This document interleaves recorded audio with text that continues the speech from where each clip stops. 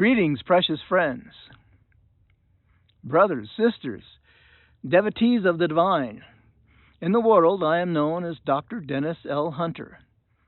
Among my closest friends and in some esoteric communities, I am often known as Adesh Wodan. Today, I wish to speak about cults. Now, cult is an interesting word. If one is cultured, it might seem that you're somewhat sophisticated, that you've been perhaps formally educated, you know something about music and art and history, you understand political processes, and you know how the world works, and you know and appreciate many of the finer things. A culture can also be something that I get down at the grocery store with yogurts to help my digestion, to make it work better. Something tasty, something healthy. Culture is also used to describe countries, nations, of the nature of their belief system, of how people dress, how they speak, what they value. All these words come from the word cult. But when I'm speaking of cult, I'm thinking of cult in the way that most people see a cult as being something somewhat sinister. The foundation of cults, the function of cults, the demise of cults has to do with control, control, control. When one drifts into a cult, it is often because there are teachings, ways of thinking, of believing. There are explanations for the way the world is, which not only explain what's coming or what's going to happen, but how you fit into it. It gives you friendships.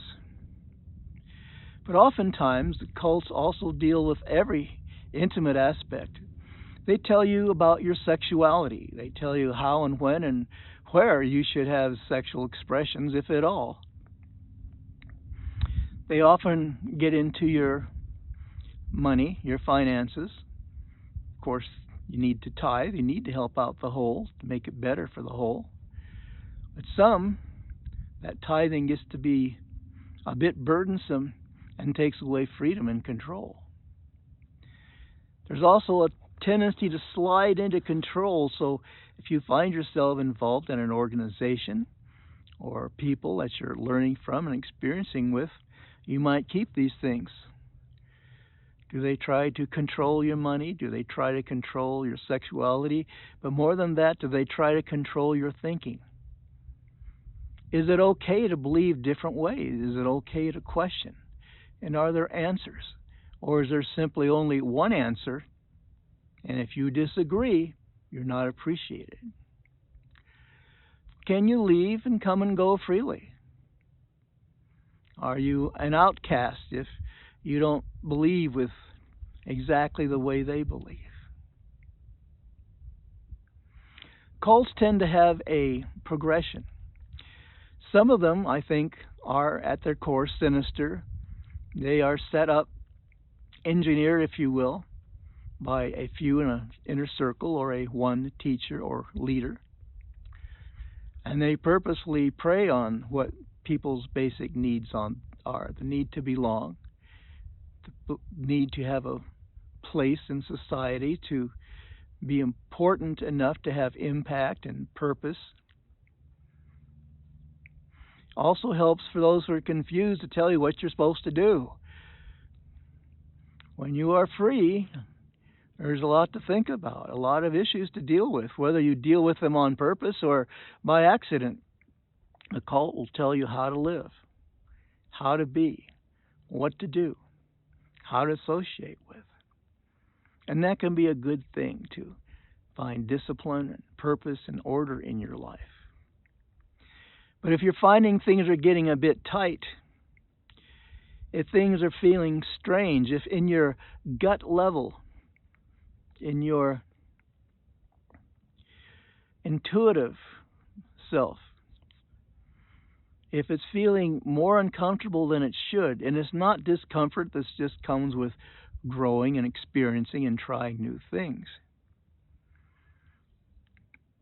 If you can't think differently, if you can't do differently, if you can't question, and if suddenly all aspects of your life start to come under scrutiny and be controlled, then you may be finding yourself drifting into a cult, whether it's just a group of well meaning people coming together that progresses with its own culture, or whether it's engineered, or a combination of both. So use your intuition. If it feels a bit sinister, back off.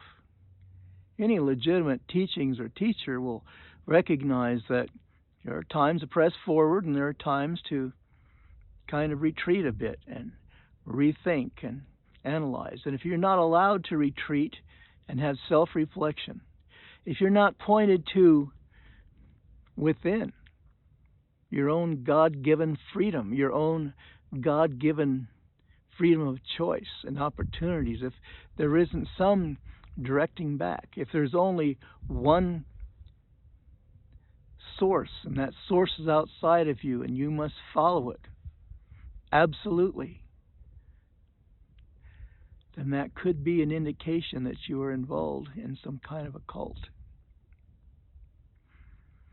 Now, cults do seem to have their run. At some point, as they deteriorate, as they degenerate, there is almost a quest, a desire to continue to control and have power and to maintain that power over others.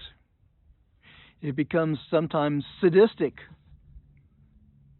very hurtful, and many lives can be injured and many people can be hurt emotionally, psychologically, even physically. You don't have to end up believing that you need to kill yourself so your body can go hook on a comet and Hale-Bopp in order to find a new world. Many cults don't quite go that far, and they're still a bit harmful. But they're good for you in one sense. They're good for us because they're only here because we create them, because we need them. As we seek to understand our place and satisfy our basic needs, there are ways and processes that we will attract and move into things that will, in fact, feed us. But if the control is external, if it's not from the God within, if it doesn't enliven you and bring you peace, if it doesn't make you a more compassionate, loving person, if it makes you think it's the us and the them and you have all these enemies and people that just aren't right and people we must cast out or people we must ignore, you might question some of that.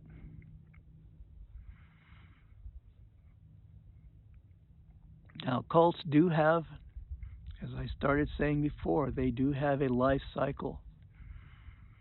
The stronger ones, the stronger people within them, they will learn and they will grow and they will adapt. And they will learn to maintain those teachings and those practices and those lifestyles which are wholesome and healthy and support the individual, support your need while in the physical body, while on the planet, and your spiritual needs. They will want you to be successful personally. They'll want you to be a person of abundance and joy and accomplishment. But if all that is stripped from you, to be usurped, to put in the hands of one or a few, perhaps you need to rethink what you are involved in and how it's going and what your relationship is to it. And if you find yourself in a cult, good. You have sought out understanding, you have moved forward, and you have learned something. You have learned something about yourself, about your needs, and how you might become manipulated, and how your better judgment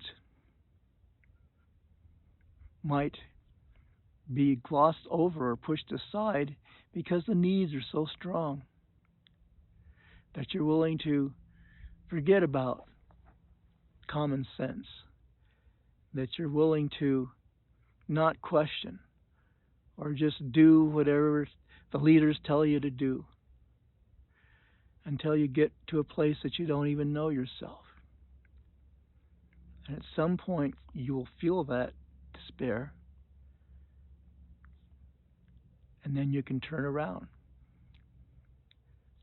Then you can go another direction and leave with that knowledge, that understanding, that truth, that experience, which will ever resonate with you and provide a great basis of wisdom. Cults are just not only spiritual or motivational in nature. Some cults